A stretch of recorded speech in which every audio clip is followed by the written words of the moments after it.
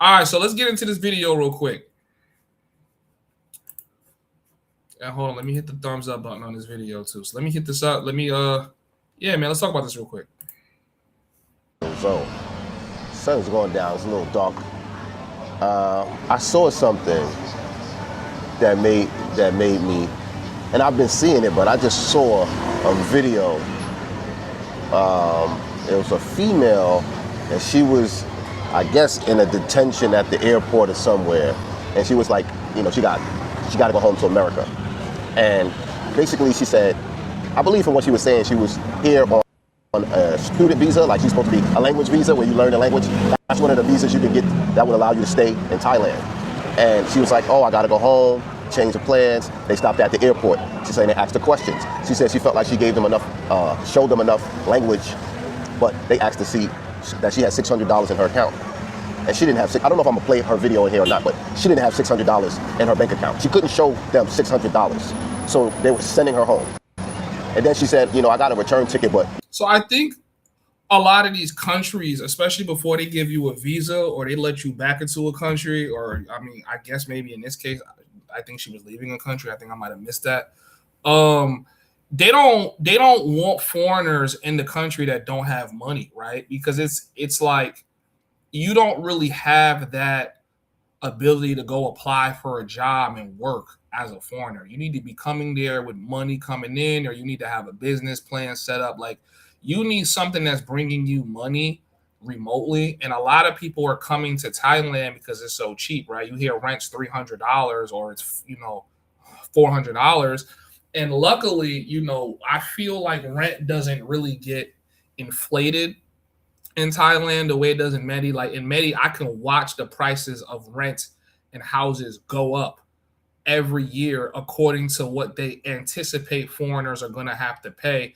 And then what ends up happening, which I don't even think Medi realizes it, is that a lot of foreigners just make the decision that they're not going to live in Medellin or they leave. I'm pretty sure they've seen a decline in like the amount of foreigners that's staying in Medellin because Medi, instead of them, and this is just, you know, this is just like Colombian, you know, culture and ethics, and, you know, not to, you know, slam them right now, but they're so money hungry and greedy. They will like chop their own foot off to try to get an extra leg. Like that's, you know, like that's kind of what they do in Medi. So people don't, you know, people coming to Thailand because, you know, like the property value and apartments and things like that is not really seeing that kind of level of inflation.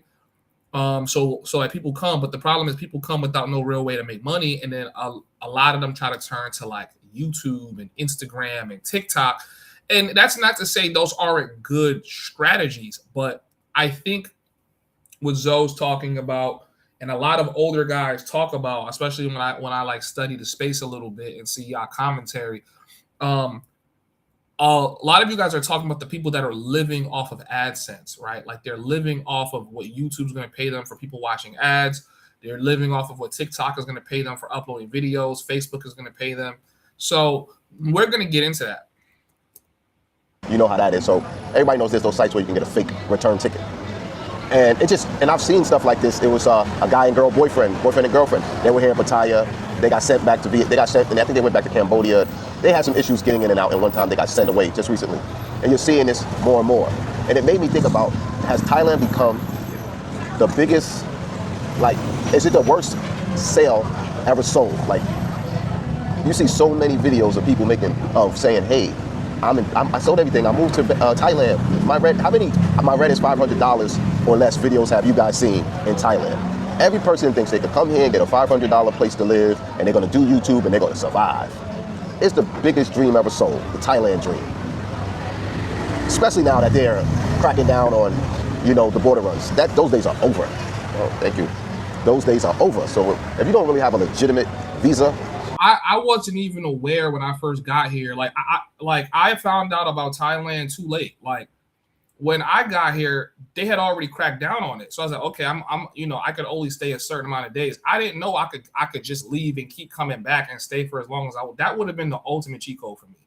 If I would have known about Thailand last year, I probably would have cut my Colombia run short, and I would have already came over to Asia. You know what I'm saying? But things happen. You know what I mean? I wish they would.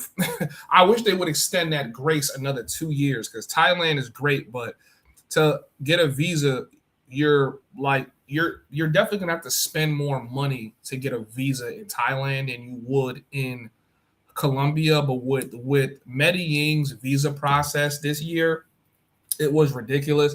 Like I said, I know a lot of people that got their visa, 2023, 2022, or when it came to 2025, they're like, yo, the whole process they trying to make me go through to get another visa, they're like, yo, I'm not doing this bullshit. Like, I'm out. I'm saying, like, it's crazy, because that was one of the digital nomad hotspots. So a lot of people, they don't know that, yo, you're gonna get a max of 90 days.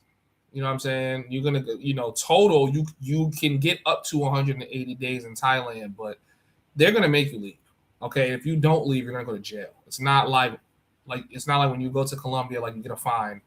They're gonna make you go to jail if you overstay, and it can get really ugly really fast. So I don't think people start thinking about that. Like, what really eats up your cost as a foreigner when you have to leave is when, like, you need to buy another flight and then book some kind of accommodation when you're leaving, right? Like, that's what hits you. Like, when you're, like, just floating and you don't have anything, what kills you is going to be the actual cost for you to move to another country temporarily and come back for your border run.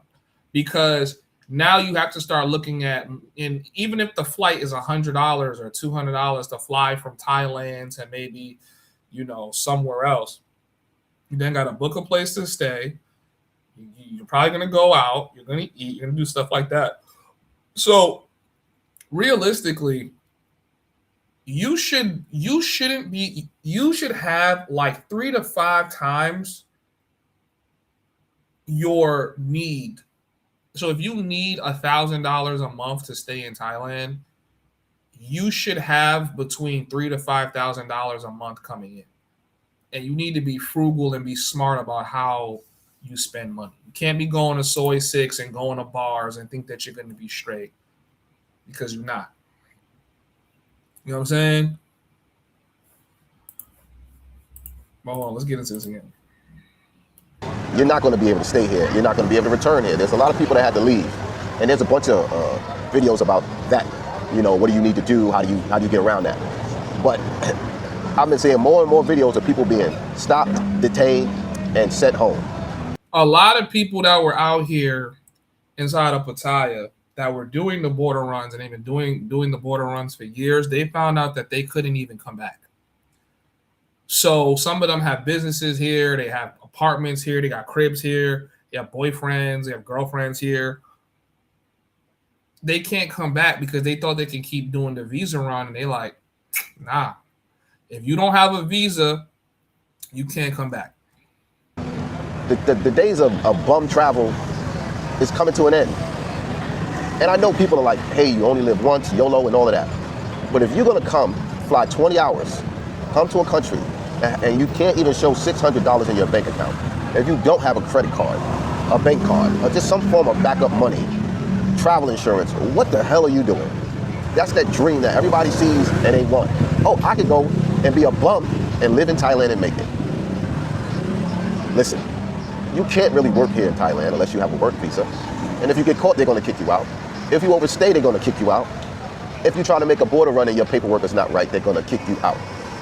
And this place has... So, I mean, basically, he's kind of just saying the same stuff that I've already broke down. Yeah, you gotta basically have a plan for when you come out here. So now let's start talking about a plan, right? Let's not just analyze the bums, but let's talk about a plan if you want to be the person that wants to make money and quit your job, or maybe you don't have a job. So number one,